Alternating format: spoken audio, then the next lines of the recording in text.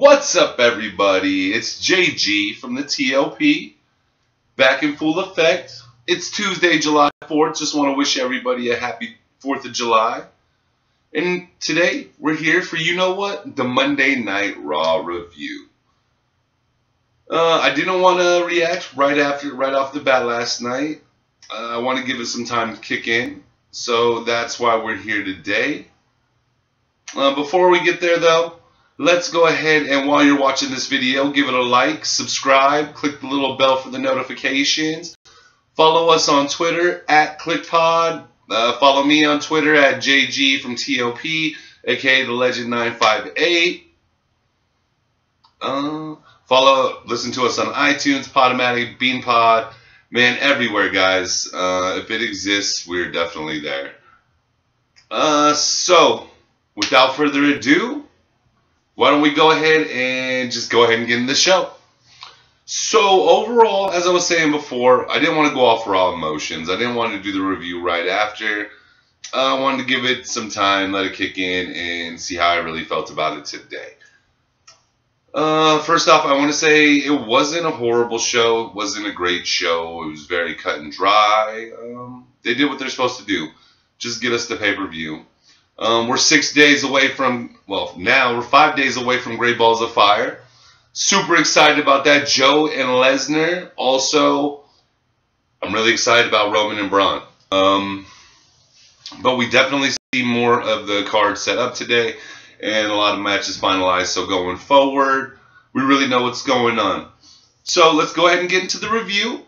So the show started off tonight with Enzo in the ring, coming out, doing his thing, you know, certified G, kicking a promo, fire as always. I mean, that man's really, really good on the mic. I'm not gonna say I love this segment or anything like that. Just that man is very talented on the mic. But you know, he talks about how him and Kaz were brothers, and you know, it's even deeper because it is his brother. So when he does this, he's got to come with a bang. The segment didn't last too long, about 5 minutes, but for me, it's just, once again, we start out another show with talking. I kind of just want to see a match to start the show. No talking, let's save it for a little bit. Hell, I'd even go with no talking in the first hour. And I know we have storylines to build, definitely the week of the pay-per-view, but it'd have been nice just to have it a little different. But I mean, I didn't mind the spot either. And then after this, you see Kaz getting interviewed backstage, and Enzo attacks him, hits him with a bulldog hard to the ground, takes him out. I like this, just showing the little dogs got fight. Definitely was a setup into the Kaz Enzo pay-per-view match. Am I excited? No. Enzo's gonna get probably a minute to do his thing, but for the most part, I just think it's going to be a complete run-through by Kaz. But definitely tune in this weekend to the Outsiders podcast. WWE Great Balls of Fire pre-show. You'll definitely hear more on our reviews and our takes and outcome of matches, everything like that, guys. But I just think it's going to be a beatdown this week. I think Kaz is really going to break into his own, and you got to start it right by him just completely dominating. No ifs, ands, or buts. So after this, we go ahead and next we get Sasha and Bayley versus Alexis and Nia. I wish there was just more to this. I would love to see Sasha versus Bayley. I think they could do a tremendous build-up, especially play off the whole friends angle, you know, slowly but surely. Sasha starts backstabbing her, things of that nature. But I digress. We're getting off topic here. Let's go ahead and get back to this. So we got the women's tag match. A little bit into it, Bayley gets injured, gets helped to the back by ring officials. And so we pretty much have a handicap match here from this point on. And as we got Sasha Banks versus Nia Jax and Alexis Bliss, you know, who I love. Oh man, are they both? All three of those ladies are absolutely amazing. Match wasn't bad, wasn't great. It was, to me, it just kind of reminded me of one of those matches to get us to the weekend. Sasha wins, bank statement, pretty cool. After the win, we go ahead and cut backstage to Kurt and Braun. This segment's pretty interesting. You know, Braun's talking about how Roman's done, won't show up, and Kurt states that, you know, Roman will be there at Gray's Balls of Fire. I'm excited, super excited for this. Do I think they could have did a little bit better at this segment? A little bit, but overall, man, I mean, I did enjoy it. It was just a quick spot, maybe a minute or two. So nothing really too long. And then we go ahead and cut to a commercial break. And then when we come back to commercial break, this is probably my favorite part. We have a Joe video. And it's a little Joe package. I really enjoyed it.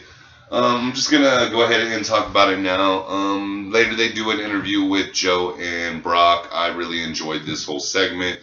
I enjoyed the way Brock was just making light of the whole situation with Joe. You know, just kind of blowing him off like, boy, you're something to fear. You're just a coward. You only strike from behind, you know. And you could just see Joe escalating and escalating and escalating. Like, I swear, that man wears his emotions on his face so well. That's why Joe's running the game right now. That's why he should win this match. Unfortunately, I don't think he will, even though I'm pulling Joe all day. But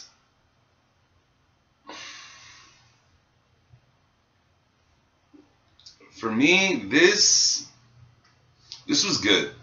I like the way Joe ended it.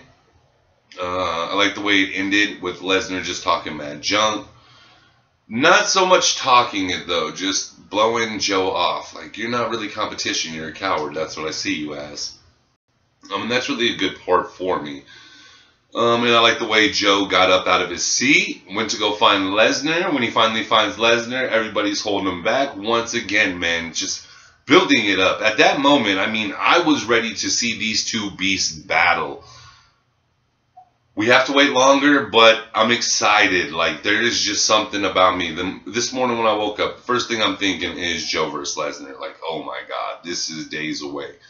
This could change the game completely. I mean, you have two of the biggest, baddest dudes in the sport about to face each other, and what I think is going to be the best match at the pay-per-view, hands down. There will be no comparison with any other match, because that's how far leaps and bounds ahead of this match is going to be compared to everything else.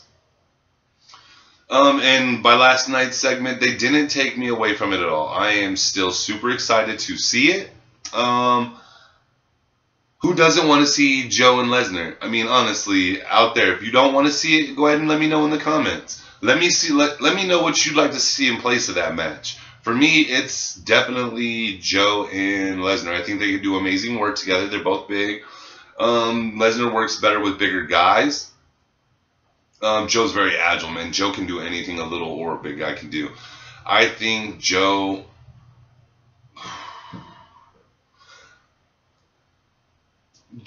keeps me excited to see what the WWE has in store. I was listening to JD from NY206 this weekend. Shout out.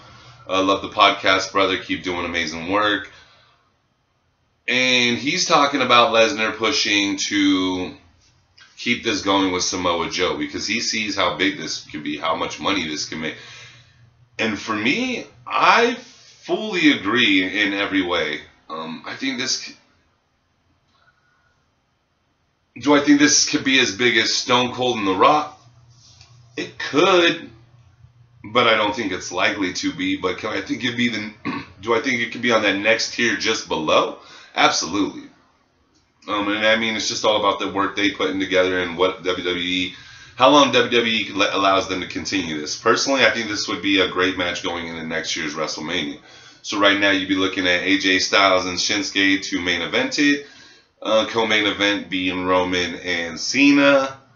And then you have Joe and Lesnar. I mean, right now, if you use those three matches, your card's already off to an amazing start.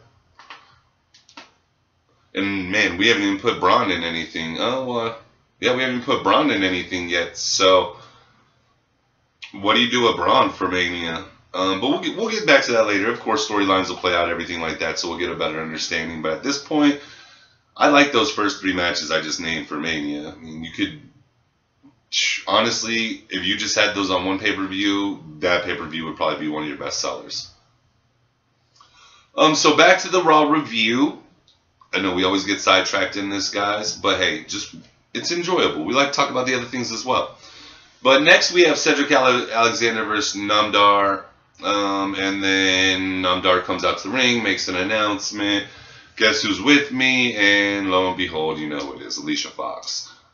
For me, just uninterested in this match. Cedric gets the win. I don't know. It's just, these are 2 great wrestlers. It's just a very boring storyline. I know you can only work with what you're given. These guys aren't given all the options in the world to make all their own creative decisions, things of that nature. So this should fall on creative. It just falls flat. I don't know. Whenever they throw the 205ers on Raw, it's like they just don't throw enough effort into it, so it really does fall flat for me. You got, like I said, Cedric Alexander with the win. Nothing much here. You didn't miss much in my personal opinions. There were a couple cool spots, but outside of that, I'm very blasé. So continuing on from there, next we got Miz TV. I don't know, just rambling about the balls. And can I just say right now, I'm kind of done with the Miz all the way around. I'm just not interested. In the Miz Ambrose comes down to the ring, and I know this has been confirmed for Great Balls of Fire, but Ambrose comes down to the ring, starts this back and forth with the Miz. The Miz talks about, you know, they can't have and then actually Heath Slater and Rhino come out. Heath Slater talking about he's never had a WWE title shot and he really wants a chance at the belt. Miz says he can't because he's got to go to a Hollywood party. Lo and behold, Kurt Angle comes out, sets the match up. So we have Heath Slater versus The Miz for the IC belt. I got to be honest, this match was actually pretty interesting to me. There were actually a few parts where I knew Slater wasn't going to win, but it had me, you know, just wanting to see it happen. Not a huge Heath Slater fan. I just wanted him to do it for his kids. I really do enjoy him saying that, you know, he does all this stuff for his kids. And that he has kids, just period. He has kids. I think that's a pretty good part. I mean, of course, it's just a comedy routine. We should definitely not see it all the time, which is nice. But I think the match worked. The match itself worked. I actually found it kind of enjoyable. Miz comes out with the win with the Miz Taraj. I don't know. Just Curtis Axel fits into the Miz Taraj very well for me.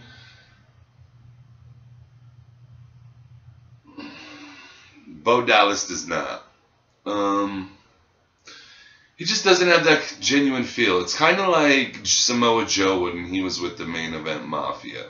I mean, is anybody going to honestly sit here and tell me that Samoa Joe really belonged in the Main Event Mafia? He was kind of the one that didn't fit in. And I think that's kind of where his TNA run, for me personally, probably took its biggest hit. I know he was wrestling with big timers. They were trying to give him that huge push. But there's just certain situations where you shouldn't be in that push. And that was one of them for me. But once again, we got off topic. I don't know. Freshen up Bo Dallas. Give him a fucking haircut. Do something different with him. Make me feel like he's an A-lister, man. Like, don't make me look in the rings. And also, Curtis Axel, man, step your wardrobe up, man. You gotta look the part, bro. I mean, yes, you have the facial look for an A-lister, man. But what you were wearing last night, that's stuff my grandpa would have worn, man. Like, come on, bro. You're better than that. Only one looking A-lister in the ring was Maurice, but when is she not an A-lister? God, that woman is gorgeous. So, shout out to Miz. And Miz, he looked like a B+ lister. So I mean, I'll definitely deal with it. Bo Dallas kind of reminded me of a D-lister. Curtis Axel B minus C plus. I don't know. Let's just get them choreographed, man. Like, I want to see them come out like an entourage. All three looking fresh. Maybe start pulling a paparazzi thing where you have kind of like that old Eminem feel. You know, Mercury Nitro. Have that feel with it. Have the paparazzi down at the bottom of the ring apron. Have the Miztourage when they come in, you know. Them just start taking pictures, snap. You just see flashes going off crazy left and right. Maybe have some fan interaction with there, where the fans are also snapping lights, or have some kind of blinking flash or something along those lines. We'll give you that whole feel of everybody's really taking pictures of the A-lister, and the paparazzi's out to get the A-lister Miz. But like I said, I'm not excited for the Ambrose Miz match this weekend. Not a lot to look forward to there for me. We've really seen this. It's not like they both don't do good work. I do think Ambrose has gotten lazy lately in the ring.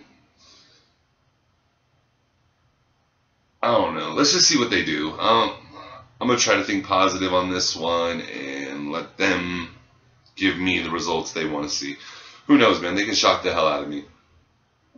So after this, we go ahead and the camera cuts backstage to Titus and Apollo Crews talking. Apollo's going to fight Braun later in the night, so they're just talking. Titus trying to keep them positive, you know. Bigger they are, the harder they can fall kind of thing. It was an okay segment. I don't know, nothing to write home about. Maybe giving it okay. Maybe at this point I was just so emotionally tuned out to the show that I didn't give it as hard as a grading as I probably should. Probably really wasn't that good. I'm saying it's okay. I don't know. You didn't miss too much there. After this, we got Sheamus, Cesaro, and Angle backstage. For me, I never feel like they cut on these guys long enough. I'd like to see probably a 5 to 10 minute spiel backstage with just them. They interest me. I like Cesaro and Sheamus. We did go ahead and learn about the new stipulation. It's going to be a 30-man Iron Man tag team match. I am pretty excited about that. Finally, WWE mixing it up. Something we haven't seen in an extremely long time in here. I don't ever think we've seen in the WWE. We probably have. I just can't think about it right now. If you can remember it off the top of your head, just go ahead and put it down in the comments for me, please. Absolutely love reading them comments, whether it's positive, negative. Just talk. That's what we're here for. We want to talk to you, interact with you guys like you guys want to interact with us. But I'm excited about this. This is new angles, feels something we haven't seen. Kind of original concept for the WWE themselves. Really excited about this. This does lead to a match, kind of as a bit match build up for later in the evening.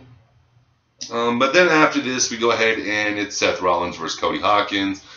Need I really say a lot about this? We know what this is. This is a damn squash match, man. I mean, Cody Hawkins gets the talk for 2 to 3 minutes. He's squashed. Then you have a Bray kind of montage. I don't know. Just get to the match already. I'm not going to sit here and spend a couple minutes on this. It's the same stuff we see from these two every week over the last month. This is the one I'm probably the least interested in. We also had the Neville match tonight.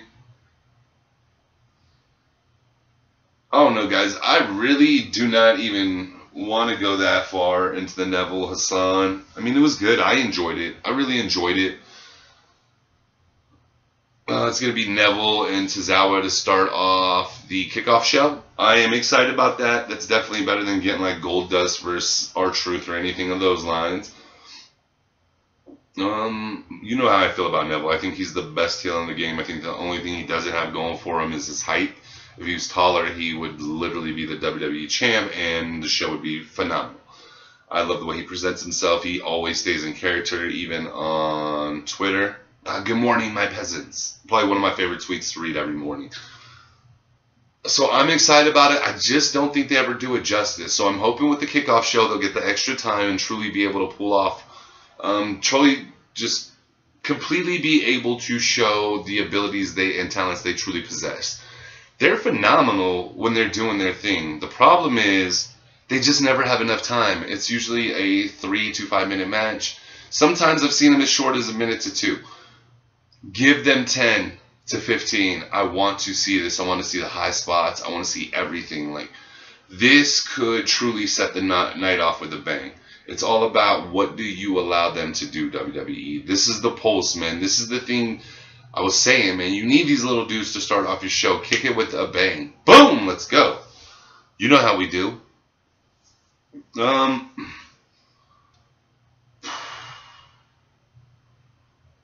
So, earlier in the show, that's pretty much, we'll go ahead and cover this as well before I go ahead and get into that other stuff. So we have the Finn versus Cesaro match. Cesaro personally asked for Finn Balor. He wanted this. Balor, sorry Finn, I always do that. Balor, he wanted to do this. I liked the match, guys. It was good. Finn wins with the coup de grace. I like how the Drifter ended up coming out about halfway through. It didn't distract Finn enough to get the loss. I like Sheamus's role. I like the Hardys' role in this. Hardys were doing commentary and ended up at ringside, obviously getting Finn's back. I mean, at one point you can hear Matt say, "Oh, we gotta go. Finn's our boy," and I was like, "Oh, that's hype. That's hype." That you know, it's one of them things. It's something I would say if I see one of my boys getting jumped. Oh man, that's my boy. We gotta go. Like, let's go. So this was probably the most excited I've been for all of it. Also with the understanding that we're gonna have the 30-minute Iron Man match at Great Balls of Fire. I'm really excited for this point, guys. It was a quick one tonight. Quick match was a little longer, probably about 8 to 10 minutes. Really good match. Some good spots, some not so good ones. No, I'm not going to go there. There were some mistakes, but there was not enough that I'm going to even try to nitpick about it. Overall, I really liked it. I enjoyed this match. I enjoyed seeing Sheamus do his thing. Sheamus, the Drifter, and Cesaro do their thing against the Hardys and Finn. Kind of playing off that six-man tag last week that we had. Definitely setting up the pay-per-view. Hopefully we get Finn and the Drifter. Obviously, we know we're getting Cesaro, Sheamus versus the Hardys. As of this point, with Finn getting the win last night, I have a feeling that the Hardys are going to lose this match. But I will, once again, cover that more at our pre-show this weekend, guys. Really excited for that. Maybe I should have talked with the brothers about it, but I'm pretty sure we're going to do it for this one. Fingers crossed. And there's a portion in this I'm missing. It's the Joe promo. We covered that earlier, but I want to cover it at the end again as well. So I'm going to go ahead and talk about the Braun Strowman segment to end the show. Braun comes out to the ring, talks for, maybe 2 minutes. You know, says his, I'm Braun Strowman. I'm really liking his promos. It's weird because I was thinking when I was watching the show, I'm like, he's one of the first big guys that they've ever had where his voice really fits him for me. And so overall, it makes the intimidating package, not just either the look or the voice or things of that nature. So I really think Braun has the overall package. I think he's doing his best work right now. He has a match versus Apollo Crews, or Titus comes out, talks about, you know, every dog has his day, yada, yada, yada. And then we have Apollo Crews come out. Obviously, you know how this is going to go. I do like this match. The only part I really liked is Braun toying with him. I like Braun showing that dominance, that he's the true monster. And then after this, he throws Apollo Crews in the ambulance, smacks the ambulance to pull off. And then we have, lo and behold, Roman Reigns show up. What can I say? I really like this, man. I liked everything about this segment. I like Braun taking the hit from the spear going off the stage. I've been amped for this, and you guys know how I feel about Roman. I am definitely not a huge Roman dude. In no way, if anything, I'm an anti-Roman guy.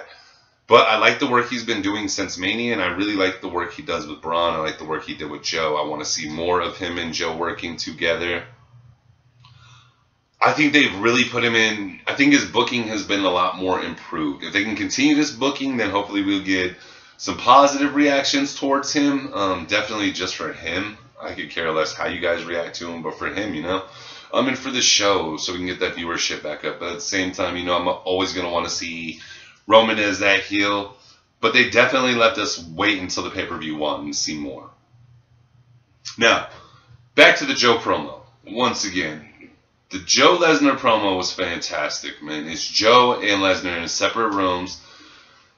And Joe's talking about how he's going to get Lesnar. Lesnar isn't even laid a hand on him. He put him to sleep. And Lesnar just keeps blowing him off like, you're a coward, you're nothing, man, I'm going to destroy you. And Joe is just, you could see the anger just building and building and building inside of Joe. And you're like, holy shit, this dude's about to snap, man. Sure enough, Joe loses his mind, takes off he's like, oh, we can do this now. We ain't got to wait. We can do this now.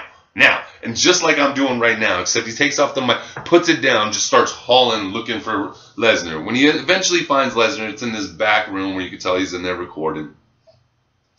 And Lesnar's just taunting him as everybody is pulling Joe off once again, just showing that Joe's a beast and it takes everybody to stop this man.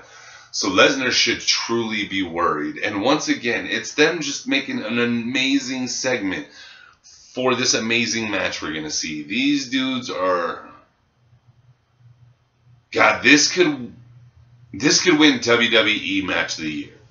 It's going to be pretty hard to beat Omega Okada for me. At all.